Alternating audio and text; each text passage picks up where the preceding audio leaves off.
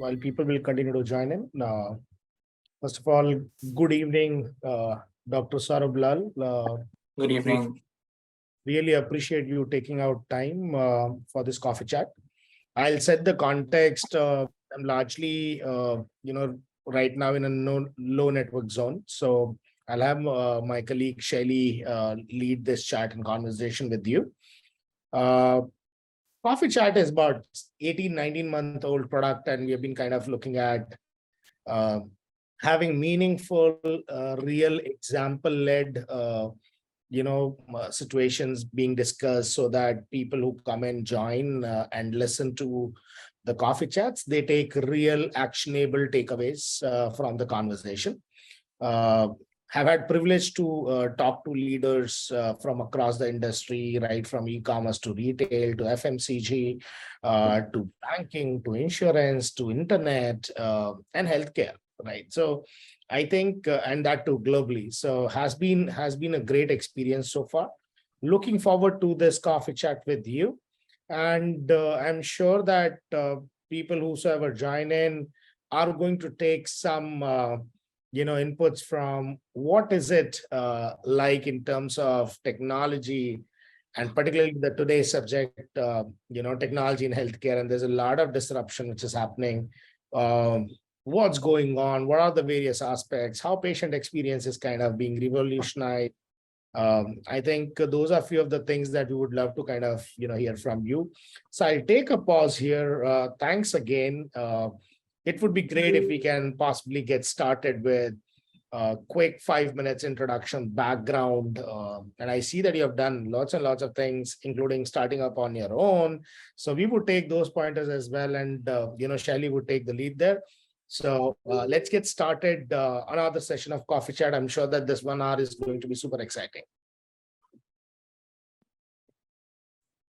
Thank you so much, Kapil. And it's a real privilege to be welcoming Dr. Lall. He has, a lot of experience, masters in periodontics and implantology. Then with the experience of about 25 years, he's moved into the management side of healthcare segment and hospital service management.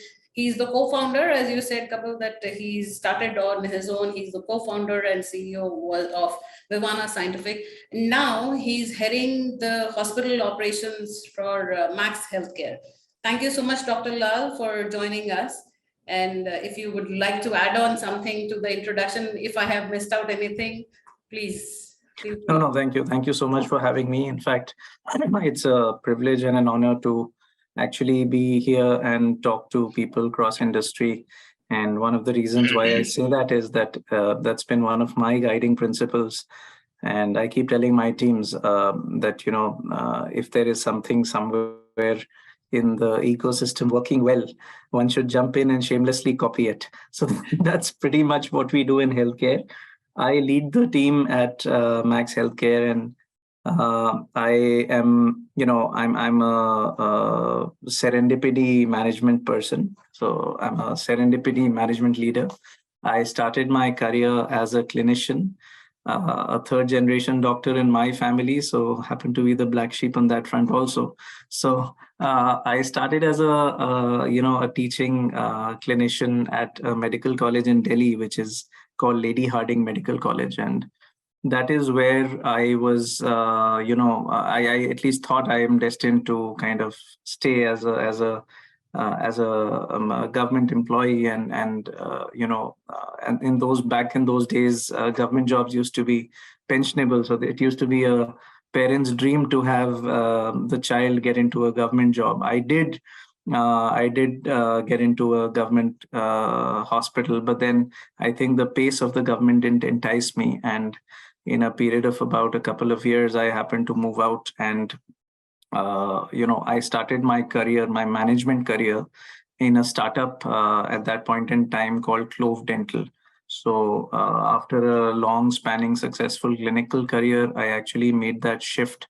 And back then, this company used to be a startup. It's a UK-based single specialty healthcare chain of clinics, and I started leading their operations. So I think the first step went right with me, wherein I happened to start in a very small team where we were about 5 people who made up the whole company. And everybody was probably right from the chief operating officer to the executive. Everybody was doing everything. I remember, and I keep giving this example to my team members, that there were times when we would do press conferences, and then a couple of hours later we would be on the roads finding places to open centers. So that's the kind of zooming in and zooming out. So we usually call that concept in management lingo as from the balcony to the dance floor. So I think that is something that I was very fortunate to be exposed to in my initial days of management. And that gave me a very clear perspective that leaders grow out of the ground. They don't really come from the skies. And I happened to learn. I was being mentored by my CEO, who's I still consider him my mentor in management. He's from Harvard Business School, a very enterprising and practical serial entrepreneur. So this company was his 5th successful startup, and he had sold a couple of startups in the past, including to companies like SAP. So I believe that the couple of principles that I have picked up on my way are that it's important to expose yourself to multiple verticals and situations to be able to know what lies there. I remember that back then in our startup days, when I also started up on my own, this was a group of friends, and from the theory part of it, it looked like the perfect startup story, wherein a couple of friends who trust each other, who fall back on each other, who are very, very thick from a relationship standpoint, get together and start a company and try to, use or contribute in their own particular strengths. And that did happen. We did launch. We did go, to the market very scientifically and very tactically. But then what happens is that you realize that nothing from a situation standpoint is the perfect situation. And though the startup was growing, we reached a stage where one of our friends happened to move to Canada. The other decided to get back to a job, and we amicably, kind of wrapped up the situation. But what is important is that we wrapped it up on a scale where we still meet for our beers and, joke about how stupid we were back then. So there are 2 situations that happen. One is this, and the other is that a startup becomes a unicorn. So with that logic, I will, directly jump into a couple of things that I have learned on my way as the guiding principles, not just for startups, but for any venture or any company that wants to be profitable. With my background with Max Healthcare, I think it's been the icing on the cake, because I learned things very raw. I learned things in the organic stage, and then with a platform like Max Healthcare, you have all the opportunity to actually, execute and go forward. So, in fact, this afternoon I was sitting with a couple of private equity guys, and they were asking me on what are the aspects of running profitable businesses. And I mentioned 2 things to them, and I suddenly realized that those 2 things are actually very, I didn't think of it from a startup's perspective earlier, but now I suddenly realized that they are very relevant. And those 2 things are actually optimization and efficiency. So gone are the days when the most obvious answer to solving a problem was to add more people. I think the thought of adding people gives jitters to me, because I very strongly believe that too many cooks spoil the broth. In fact, that is where I have started believing very strongly in the adoption of technology. Because what technology does is, it actually, automation and technology brings in the luxury of having people empowered more than you can manually. And that empowerment is what is actually required to drive, profitable businesses. So when we talk about automation, I started by saying that there's a belief that if anything is going well across the ecosystem, one should quickly jump and pounce on that opportunity and, for the lack of a better word, shamelessly copy it. And I say that again because that's what I use with my teams, so that they're all in a zone where they realize that it's important to be vulnerable. It's important to be leadership. An aspect of leadership is about being vulnerable. And that vulnerability is what opens you up and allows you to expose yourself to environments and probably then eventually learn. So from an automation perspective and a digital perspective, as far as healthcare is concerned, and I'm not sure how many people here are from healthcare, we've been a little bit of a unfortunate industry in the past couple of decades, because I always give this example that 3 or 4 decades ago, a hospital used to be a place where a doctor used to sit and see his patients. And that continued to be the definition of a hospital. Post that, suddenly people realize that evidence-based medicine is coming in. So to diagnose a fracture, you needed, investigations like X-rays and ultrasounds, etc. So the definition of a hospital changed and became that place where a doctor would sit, see his patients, and have some level of paraphernalia in terms of investigations and blood tests, etc. Now, this further improvised, and people realize that, when you have a patient who's come with a fracture, you do an X-ray, diagnose, but you still need to check the sugars of a patient. You need to take an opinion from the nephrologist or the urologist, and hence came the concept of having polyclinics or multiple specialties sitting in that same definition of a hospital. So that's how the collaboration came in. The concept of having pathology investigations and labs within this premises became hospitals.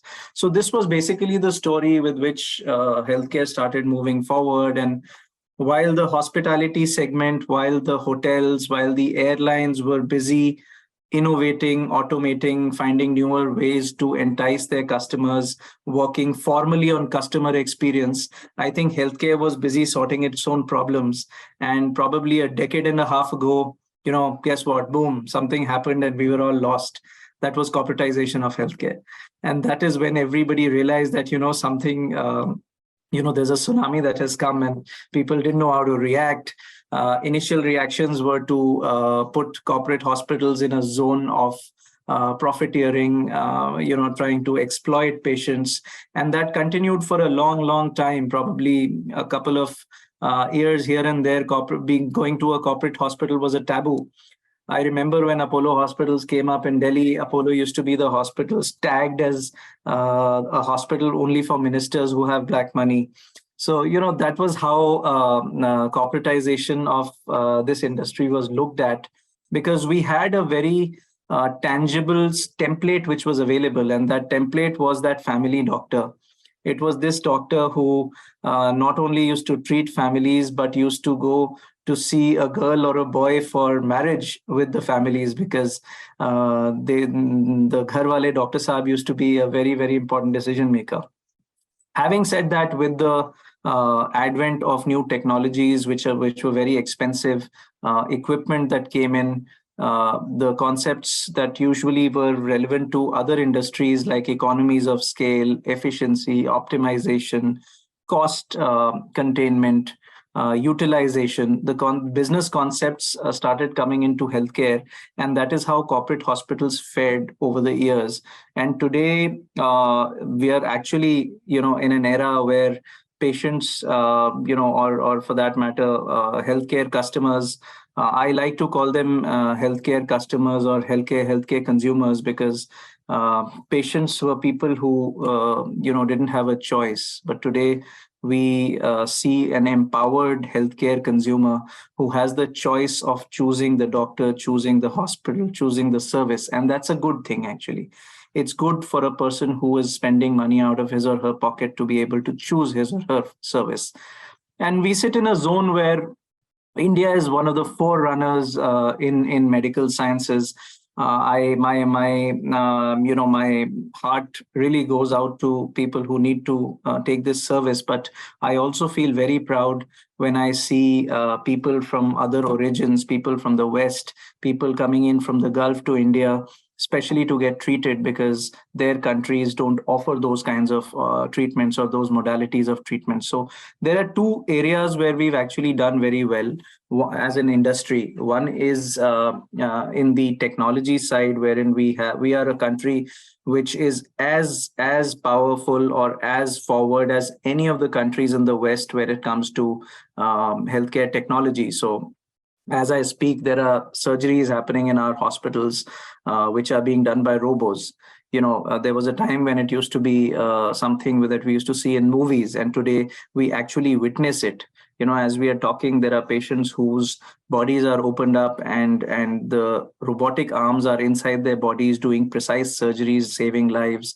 And, opposed to what people really believe, the surgery is still done by the surgeon, but it's more like a console where the surgeon sits and guides the robotic arms. And if you can just Google up a picture of a surgical robot, the way it looks is like multiple arms. We have 4 arms, 6 arms, 8 arms. So it's almost like God coming in and, using his 6 arms that can be any shape, size, and, orientation to go and do a cardiac surgery or maybe do a liver transplant. So I would prefer to talk more about automation and technology on the non-clinical side, because the relevance of digital advent and technological advancement, especially to this group of people, is probably going to be the non-clinical side of it. Had I been speaking at a medical conference, I would have probably elaborated on the surgical or the clinical side of it. So taking a step back, I think there is a lot of not only scope, but also a lot of automation that is happening in hospitals on the non-clinical front, because now finally the healthcare sector has come into a zone where we have started thinking about the patient's experience. And I give this example to all new joiners in our hospitals, that any patient's journey is actually like a customer journey. So if one were to probably go and buy an iPhone, there is a phase before the person actually buys the iPhone, which is the pre-purchase phase. And then there is a phase which is the post-purchase phase. So the phase of actually going and buying the iPhone or making a transaction and picking up the box is the least relevant when it comes to the sale of an iPhone. And why I actually am talking of an iPhone is probably because the first Apple store has opened up in our neighborhood in Saket in Delhi. So it just comes to the top of my head. So the same analogy I would love to talk about in terms of, how a decision making happens in healthcare. And most of the people here are non-healthcare people. So you would love to, equate this analogy with your respective, industries, because it's pretty much the same. The concept is pretty much the same. So typically by human behavior, the way a patient chooses a hospital and a doctor is a very, very pertinent decision. So when it comes to a doctor, it's simple. The patient says, I will choose the best doctor. So the best doctor may be a person who has the best clinical results, a person who has excellent feedback from patients who've undergone a surgery, so on and so forth. So I think that's the easy part. But when it comes to choosing the best hospital, or which is the right hospital for me when I want to get a cardiac surgery done, I think that is where the patients get confused and biased. So I keep telling my non-clinical teams, and we have a very large workforce which is outside of the clinical workforce. I keep telling them that there are, like any event of a cell that happens, the healthcare community also has a phase wherein the core reason of why a patient comes to a hospital is a surgery, but there is a pre-surgery phase and a post-surgery phase. So if I were to talk about the pre-surgery phase, I think what really creates an impact on the patient or the healthcare consumer's experience is when the patient reaches the hospital, whether they get a parking slot or not, whether a valet service is there or not, when they enter the hospital premises, whether people are greeting them with a smile, whether the communication is prompt or not, whether the processes are automated and quick or not. Because the turnaround times of waiting for a surgery is something which is very, very difficult, because the patient just wants to go get the job done. It's not a happy place, unlike most of the other industries. So when this patient walks into a hospital and finds rudimentary, obsolete processes, papered processes wherein they are filling forms after forms, that is something which gives a negative connotation to their experience. And this goes on. There's an admission process. It takes a couple of hours. There's a bed which is not available. So all of these things add up to the misery of the patient. But in the pre-surgical phase or the pre-surgery phase, the patient is of the opinion that, okay, let's just go through it here. We've come for a surgery kara ke chale jayenge. So, the threshold towards all of these poor experiences hypothetically poor experiences in hospitals is high, because at that point in time, their focus is, the second phase, which is the surgical phase. Now, if we were to imagine a patient moving into the surgical phase, this is very ironical. So this is basically the reason why this patient is in a hospital. But guess what? The patient is in a operating room, knocked out by anesthesia, and the attendants are sitting outside, depending on whatever information is given by the doctor. So the real reason of why a patient has come to a hospital, which is the surgery, is in a phase where neither the patient is conscious to know what is happening, nor the attendants or the family have the visibility of what is happening. And then comes the post-surgery phase, where again there is a discharge delay, patients are getting harassed over paperwork and all of those, so on and so forth. I'm cutting the discussion short. That's the post-surgical phase. So the assumption is that if the patient comes out of the OT alive, the surgery went well. So not really, I'm not focusing too much on that phase, because that's not so relevant. But the fact of the matter is that if we analyze these three phases, which is the pre-surgery, the surgery, and the post-surgery, the experience of this patient primarily comes from the pre-surgery and the post-surgery phase, because that is what the patient actually experienced. In the actual core surgery, the patient was not even conscious enough to experience whether it was good, bad, ugly. Correct. And that is what I always keep telling my teams, that it's extremely important to ensure that the end-to-end life cycle is mapped. The touch points, every single touch point of the patient or the consumer is mapped in such a way that we have the levers to, control the customer's experience. And that's where the role of automation comes in. That's where the role of digital comes in. So I can very well explained, Dr. Saurabh. What are as far as the patient experience triggers and touch points are concerned? So as you were talking about automation, so what kind of technology is it that you guys used at Max Healthcare, and what are the top 3 matrices that you guys measure? Yeah, excellent question. So typically, I'm very proud to say that while we are talking over here, we have gone above and beyond, not only to explore opportunities of automation, but also go in and execute them. So we've all traveled on flights, right? We've done a web check-in on a flight. Right. As we talk, the admission process in our hospitals actually is a replica of the web check-in of the airlines. A patient. So I'll give you an analogy here. Typically, what happens in an admission process of a hospital, and that's a very important process for a consumer, is that the consumer or the patient comes to the hospital, he fills out the form, he gives it to the person at the front desk and gets replicated. There are errors, and this takes time. It's a 2 to 3 hour long process. A bed is not available. Now, when the bed is not available, nobody can help. All you can do is wait. So what we actually went back to the drawing room with is, we said that it's all right if it takes 3 hours, but it's not necessary that the patient waits on a rickety chair in a cafeteria in a hospital for these 3 hours. So what we've done is that we have a link that is sent to the patient while the patient is at home. And the admission process actually starts even before the patient reaches the hospital. There is a link which is clicked, the patient fills in the details. All of this information is passed on to the hospital information systems.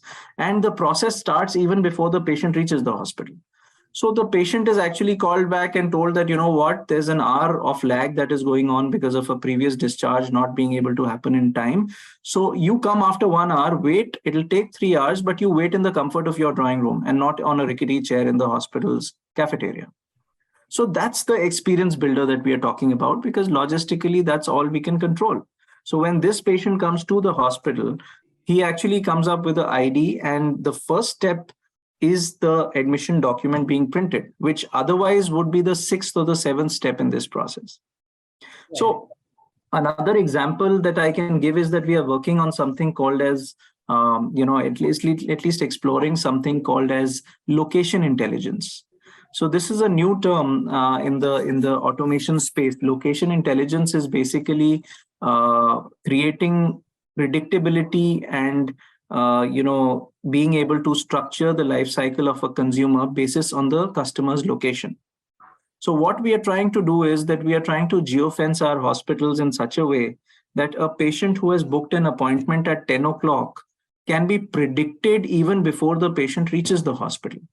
So if he kind of comes in a 100-meter radius of the geofence of a hospital, the team at the hospital is actually prepared to receive this patient in the next XYZ minutes, which is very easy to calculate the expected time of arrival. It's the logic of Google Maps, basically. Right. So the team at the hospital can actually be ready to receive this patient, and this can cut down a lot of waiting time and unnecessary paperwork, etc. So that's something which is very, very valuable. Also, location intelligence can be what malls are doing these days. You have an app, and that app guides you from store to store. In a hospital, that process is even more complex because it's not linear. When a patient meets a doctor, the doctor writes an X-ray, the patient goes to the X-ray department, then goes to the MRI department, then goes to give a blood sample. So that is such a dynamic, chaotic flow that location intelligence can actually come in and give a lot of breather to a lot of patients in all. So that's the level of intelligence we are trying to build in.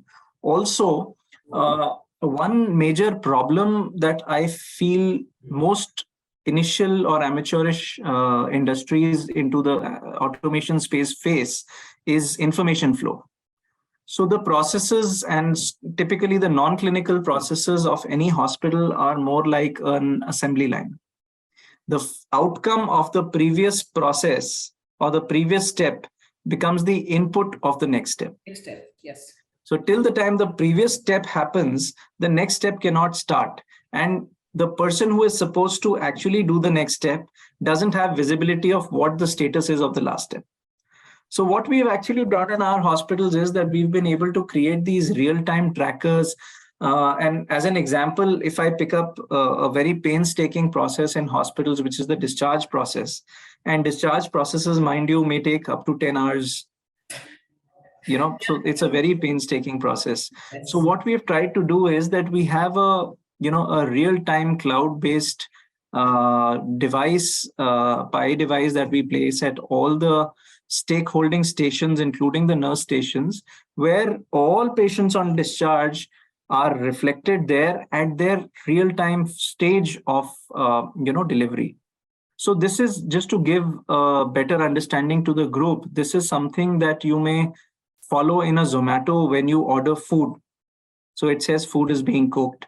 Food has been picked up by the rider is on the way. So we've actually replicated that model into saying that, a discharge has been put, the pharmacy drugs have been delivered to the patient, the nursing clearances have been done, the bill needs to be settled. So now the patient is requested to go to settle the bill. So that's exactly the workflow that we've adopted to automate these processes. And we've seen a significant change just by adding this visibility to the information flow. Also, a lot of QR code-based activities have started, which hotel industries have mastered. So, for example, cleaning of the hospital, cleaning of washrooms, cleaning of sanitization of patient rooms. So we've started doing all of this in an automated fashion, wherein there's a QR code that needs to be scanned and not the old-time checklist that had to be signed. So typically a checklist would be signed at the end of the day together for all the hourly cleanings. Now that is not possible with a QR code kind of a mechanism. Also, technologies around food and beverage services. So, we actually have a in-house Zomato kind of a model for food ordering. So a patient who is a diabetic patient can actually choose 3-4 options in a diabetic diet and place an order, and attendants can actually make payments online and the food is delivered in the rooms. So that gives a real sense of empowerment to the patient, and it's not essential for patients to be at the behest of the clinical teams. There are times when we believe that we should actually pass the baton on to the consumer and give the power of choice. In a hospital, the number of choices may be less as compared to any other industry, but we do have choices.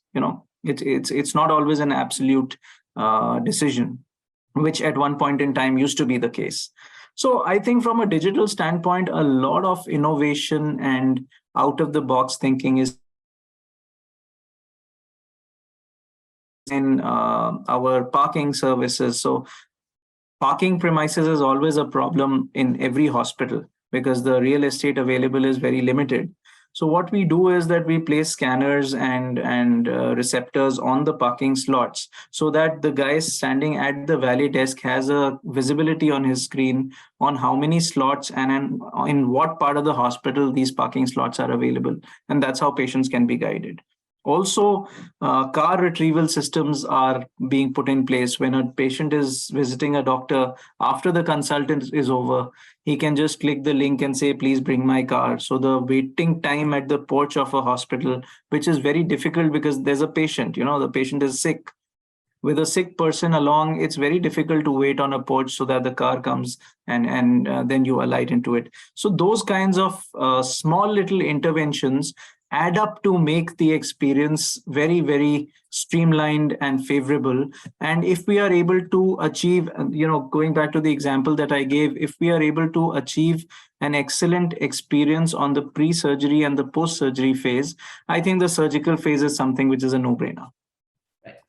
So what are the, considering you guys have implemented so many patient experience triggers and technological aspects, so what are the top three matrices that you are measuring at this point in time for making it better, making the experience pre-surgery or post-surgery or general, consultation also? What are the top three matrices that you guys are measuring from a technological perspective? So one thing that I have learned from experience is that the most, or rather the least beneficial way of looking at patient's experience or customer experience is to work on averages. I have stopped working on averages because what happens is that that's an easy and a convenient way of saying that, all is well. Everything is hunky-dory. So the first thing that I've changed in the system is that we have stopped working on averages and we have actually started working on extremes, which means that a very good experience and a very poor experience is what we need to solve for, and everything between that will get sorted on its own. So that's a fundamental change, and this concept is, it's new not only to healthcare but also to other industries where most of the people believe in an NPS and averaging out patient scores. We work on extremes and not on averages. Also, because our patients, the range of problems or the range of grievances that can come up are as simple as not being able to find a parking slot to not being able to retrieve a body after death. Right. That's the kind of range that we see in our customers' grievances. And hence, we tend to prioritize. So all issues which have an impact on the patient and the family on an emotional index are taken up first. And they are the most important for us in terms of prioritization. Also, I think from a customer service standpoint, again, a technology tool that we've done is we've actually developed a real-time app, which is a handheld app and is empowered, is passed on to all the patient-facing or customer-facing roles, wherein a real-time feedback can be put into a app. It's as simple as typing a WhatsApp message, and that also has a voice to text and a photograph capability. So you can actually click a picture, or you can do a voice to text and say that, the call bell of this room is not working. And there are defined turnaround times within which the complaint moves along a escalation matrix. And if it is not done, then it has to be closed as a ticket that is auto-created by the system and needs to come in with an explanation. So our focus is basically to make things self-sufficient and auto-running, because the more you have human intervention, the more lapses are prevalent in the system. So that's something which real-time intervention is something that we focus on, because reviewing later doesn't really suffice for anything. And also real-time interventions give us a lot of benefit on the service recovery side. So, service recovery happens only if you are able to intercept the problem right there and then you move on from it from a maturity standpoint. So I think these are the 3-4 things on a customer service standpoint that we take very, very seriously.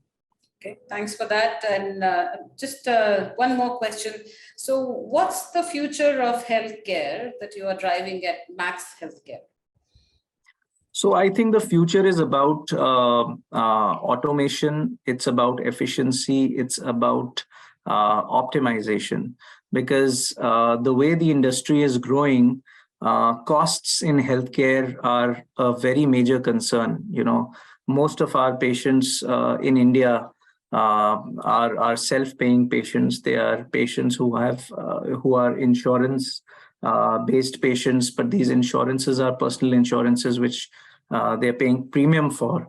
And eventually, if the costs of hospitals and healthcare organizations increase, the financial burden eventually gets passed on to the patient or the consumer. So I think as an industry, we are all working very strongly towards optimizing the costs in healthcare. Just to give you an example, surgical robots is something I had spoken about. Mm-hmm. Surgical robots have recently overcome the number of patented years by a company called Da Vinci. So Da Vinci had made the first surgical robo, and they had patented the robo for 10 years. So the first 10 years, the reason why robotic surgery was not able to take off in mainstream was because a patented product cannot be reproduced. And hence, the rights of producing or manufacturing those surgical robots lied with one company. Now that patent is over, and the newer companies that are making robots are actually coming in at 40 to 50% the cost of the original robot. So when the capex goes down, when the consumable costs go down, any industry by default passes on this to the consumer or the customer, and that's where the customers eventually benefit. So I think that is the future from an optimization standpoint. From an efficiency standpoint, I think it's very important for us to, as an industry, to become extremely efficient, because the number of people who require healthcare are way more than the kind of the number of facilities we have. So from a capacity standpoint, we need to find ways of being able to reach out to the masses and maintain the quality standards and the quality of healthcare in spite of being able to treat more and more patients. So I think from a efficiency standpoint, that's a very major part. I mean, COVID-19, the pandemic, was a classical example of how private healthcare and government healthcare stood up together and, faced the pandemic in the best form. I think we were one of the best positioned countries to handle the pandemic. There are countries who claim to be the superpowers of the world, but are still struggling with all of those failures. So I think that is a classical example, and that has taught us as an industry, the healthcare industry, that this is not an industry of one-upmanship. This is an industry of collaboration. This is an industry which needs to stand up and rise to the occasion together. And that's the only way it goes forward. So, there is a lot of learning that we get on a daily basis. We learn a lot from other industries because we are not as mature as the other industries have matured on the customer service and the consumer experience standpoint. But I think what is important is that as an industry, we have our heads very firmly positioned on our shoulders and our feet firmly on the ground, rather than still living in fool's paradise, wherein doctors and clinicians and hospitals used to think that they are, the reincarnations of God. That's not true. I think, now the newer concept is that healthcare is a service, and it needs to be looked upon as a service. Obviously, replicability on the clinical side is difficult, because that's a doctor to doctor, an individualistic kind of a goal. But I think apart from that, there's a lot in healthcare. There's a lot in diagnostics. There's a lot in standardization of SOPs and processes that, as an industry, there's a lot of investment and effort going upon. Right. Thank you so much, Dr. Lal, for that. If you could elaborate a little bit more on some of the aspects that you were talking about, technological advancement that is happening, and like the QR code option that you talked about. So if you could give some more examples that you are looking at expanding in future, say another 5 years time, that that are going in from advancement perspective. So that will give a lot of insights for us. Yeah, so I think since we spoke about the pandemic, I think one good thing that has happened to healthcare after the pandemic is that we were pushed in such a corner that we suddenly realized that technology and the virtual world is not really a luxury, but is a necessity. So I recall conversations with some of my very senior doctors wherein they used to say that, I just cannot type any prescription because my typing speed is low, or my patient feels that I'm not paying attention because I'm looking into a computer screen. And now I have the same doctors writing white papers on the maximum number of e-prescriptions. So, the irony is that it actually took a pandemic to get healthcare realize that there is a virtual world that exists. It is not always physical. And today, our focus as a hospital is always to have the patient sit at home and deliver everything at home. So home care services have come in, where a sample is collected from home, the reporting happens in the hospital lab, but then the patient never comes here. There's an online transaction of the bills, there's an online delivery of reports, and there is virtual consult happening with the doctors. So why does the patient really need to come to a hospital? And it works both ways, because for the patient, it's at the comfort of the patient's house. And for the hospital, not having the customer come to the hospital at all has a huge logistical advantage. I don't need to have too many people handling my patients. I mean, everything is happening online. And we've been able to replicate, specifically talking about Max Healthcare, I think we've been able to replicate the virtual reality as close as our physical reality. So, for example, we have recently launched a Max Healthcare app, and some of the small nitty-gritties, or rather AI, machine learning based tools that we have put into it are virtual waiting rooms. Now, the concept of virtual waiting rooms is something that the world doesn't know at this point in time, because they have not looked at the app from that perspective. Most applications create a platform which has the patient on one end and the doctor on the other end, and they leave it at that. But when a doctor is actually sitting in a physical OPD, the doctor knows how many patients are waiting outside, because every 30 seconds a coordinator or a secretary would come in and say, ki, sir, bahut sare patient wait kar rahe hain, thoda jaldi kariye. So we've tried to create that in the virtual world, where the doctor, while doing a virtual consult, can also see that there are 8 patients waiting in queue and is able to manage his or her time accordingly. Also, we've done away with a lot of manual intervention, we've tried to minimize the number of clicks, wherein the moment an e-prescription is typed into the system and entered, it is auto-delivered to the patient. Because why should somebody go in and click or email a prescription to a patient? It's obvious it's been typed in for the patient. So, those small little triggers here and there create a very streamlined experience. And I believe today the virtual experience or the digital experience is as important as the physical experience for consumers. And I think that is where our focus lies. And we've been doing a lot of work on that front. Thank you so much, Dr. Lal. And I totally echo the fact that COVID-19 has taught us a whole lot of stuff. And in my entire life of experiencing doctors of almost 35 years, 10 years before that, I was never part of the doctors, this thing, but last 35 years, I could never imagine that anyone would be doing online consultation. It was always going to a doctor's place or a hospital and waiting in line. And last 3 years have taught us a lot of things. And thank you so much for explaining so many things for the benefit. So I think a closing statement that I would want to make, and I'm sorry I'm taking the luxury of cutting in. No. And I'm doing this specifically because I talk at a lot of forums.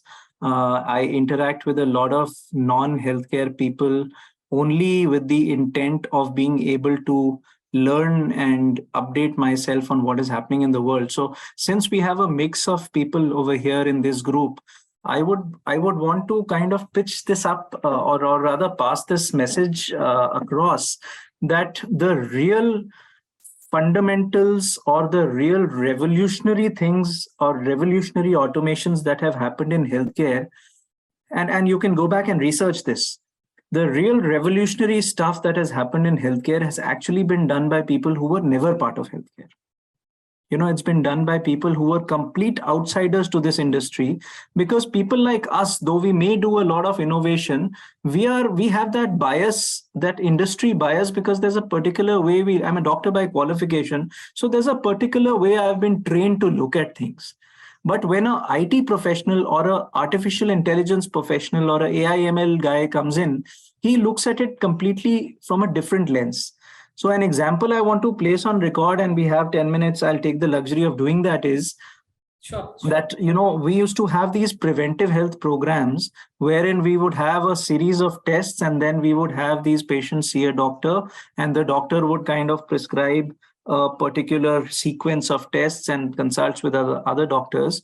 And we continue to do this for a lot of years. I mean, most of the people here are corporate guys. They understand that they have this corporate tax saving benefit. So all of you know what preventive packages are.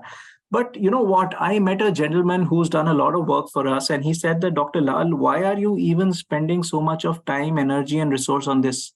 This is something I can create an algorithm around. It can work by rule-based AI. And then we started working on a toolkit where preventive health packages, which are very obvious algorithm-based packages or rule-based AI packages, are now getting automated. So we don't really need to, use man-hours of a doctor who might as well be doing something better only to replicate an algorithm. So I earnestly, with all my heart, have great respect for non-healthcare people who venture into the industry and make a change to this industry and make lives of our patients better. As much as we treat them from a clinical standpoint, I urge people who are on this forum to please give it a thought. There is enough opportunity in healthcare. And as I mentioned, at the cost of repeating myself, the real difference that is happening on the automation and the digital side is being done by people who were never part of healthcare. So, you never know, you may just land up as a health icon by not being part of the industry and making something different. Right. So we do have some of the, as I can see, some of the people who are participants, they are part of transformation and automation team. So I'm sure somebody will take inspiration from your words, Dr. Lal, and I'm sure somebody would go ahead and try to do some innovation. And thank you so much for your time. And Kapil, would you want to go ahead if you have the connectivity, if you would want to add on something? No, I think, while intermittently I was kind of able to capture some of the things that you spoke about, Dr. Lal. I think one of the interesting things that even we are seeing in the healthcare space is obviously one, in India, ABHA has, picked up really well. It looks like if all goes well, in next 3 to 4 years, there should be some adoption on considering the medical history, right? So one of the biggest problem today is that you go to a hospital or a doctor and they ask you for your history and you say that I don't have it, right? So, and that's where we largely lose. So I think one is this, which I'm really looking forward to. Second, in the European market, what we have seen is while social security is really, really big, the way even today, the amount of paper and the documentation that happens in terms of processing patient-related information being passed from one function to other, to pharmacy, to path labs, all of that, right? I think it's a cumbersome process. So in fact, we work with a couple of large hospitals there, and I'm like, it looks like it just continues to grow. So, we have kind of implemented a couple of machine learning solutions there, and we see that automation, is going to kind of come in digitizing the entire patient-related information, data, detail, history, all of it, right? I think that's another one. Another last point, which I also heard from you, is while you are talking about robots, doing surgery, there's a lot that goes behind it, which is basically the training data set that goes into to train the robot to be able to identify what the situation is, how is it supposed to react. I can possibly pick a very recent example wherein we worked with, one of the companies in the UK, again into equipments for diagnosis. And the technology, and obviously we help them kind of build the data pipeline for their machine learning model. One of the biggest challenges basically looking at, say, cancer, right? I'm like, you go to Europe, 1 in 4 deaths are because of cancer. So I think that's a huge number. So, they picked up this problem and said that why don't we kind of look at technology wherein we can identify any such symptoms at an early stage? Because while you cannot cure 100%, but obviously when you are able to detect it early, there are more chances to cure it, right? So, there was this use case wherein through endoscopy or colonoscopy, you are trying to identify, any cancerous cell or any presence, and by using a lot of training data sets. So it looks like while obviously patient experience is going to be the outcome, these are 3 or 4 things that are going to be the input matrices, and all around technology kind of complemented by humans, right? So pretty interesting chat, and I'm sure that one of the best thing about this coffee chat was that you tried utilizing the whole time to kind of communicate what are the advances that are happening, what are you doing, what do you see, how from a clinicians to a management personnel you have been able to see that journey. So thank you so much for your time, really appreciate it. Would love to be in touch with you and kind of see how we can possibly make the world even more aware about what are the advances that are happening in this space, right? Absolutely. Thank you so much for having me. Thanks a ton for your team, which actually got this across in a very, very short time. I think Glad you got it. The SOPs are right at your place. So glad you got it. Thank you so much. Thank you, everyone. Until we meet again for the next coffee chat, have a good evening. Take care. Bye-bye. Good night. Take care. Bye-bye.